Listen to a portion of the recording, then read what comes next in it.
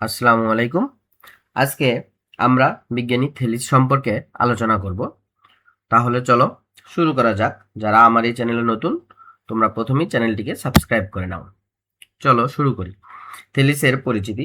Thales ছিলেন প্রাচীন গ্রিসের একজন মহান বিজ্ঞানী, গণিতবিদ এবং দার্শনিক। তাকে বিজ্ঞানের জনক এবং ইতিহাসের প্রথম ফিলোসফার বা দার্শনিক হিসেবে গণ্য করা হয়।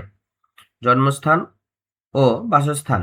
আনুমানিক খ্রিস্টপূর্ব ৬২৪ প্রাচীন গ্রিসের বর্তমান তুরস্কের উপকূলবর্তী মিলেতুস নগরে তিনি জন্মগ্রহণ করেন।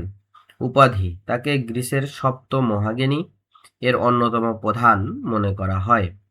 মূল দর্শন: তিনি প্রথম ব্যক্তি যিনি মহাবিশ্বের সৃষ্টি ও গঠনের পেছনে কোনো অলৌকিক বা দেবদেবীর রূপকথাকে বর্জন করে যুক্তি ও প্রাকৃতিক কারণ খোঁজার চেষ্টা করেছিলেন। বিজ্ঞান ও গণিতে অবদান: জ্যামিতির প্রবক্তা। তিনি জ্যামিতিক উপপাদ্য প্রমাণ করার অবরোহী পদ্ধতি চালু করেন।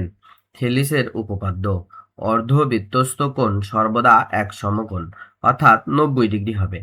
এই বিখ্যাত উপপাদ্যটি তিনি প্রমাণ করেন। পিরামিডের উচ্চতা নির্ণয়: তিনি নিজের ছায়া এবং পিরামিডের ছায়ার অনুপাত মেপে জ্যামিতিক পদ্ধতিতে মিশরের বিশাল পিরামিডের উচ্চতা নিখুঁতভাবে পরিমাপ করেছিলেন। মহাজাগতিক তত্ত্ব: তিনি প্রথম দাবি করেন যে পৃথিবীর সমস্ত সৃষ্টির মূল উপাদান হল পানি। পানি থেকেই সবকিছু উৎপত্তি এবং সর্বশেষে সবকিছু পানিতেই মিলিয়ে যায়। জ্যোতির্বিজ্ঞানে অবদান: সূর্যগ্রহণের পূর্বাভাস: খ্রিস্টপূর্ব ৫৮৫ ২৮ মে যে বিখ্যাত সূর্যগ্রহণ হয়েছিল, তিনি গণিত ও জ্যোতির্বিজ্ঞানের সাহায্যে তার নিখুঁত পূর্বাভাস দিয়েছিলেন। নাবিকদের দিক নির্দেশনা: তিনি লঘু সপ্তর্ষি মণ্ডল নক্ষত্রপুঞ্জ আবিষ্কার করেন এবং এর সাহায্যে সমুদ্রে নাবিকদের দিক নির্ণয় করার পদ্ধতি শেখান।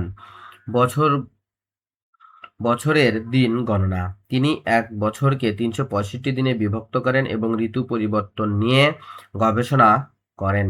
ধন্যবাদ। তোমরা যারা আমার চ্যানেল নতুন, চ্যানেলটিকে সাবস্ক্রাইব করো এবং এরকম শিক্ষামূলক ভিডিও পেতে আমার এই চ্যানেলের সাথেই থাকো। ধন্যবাদ।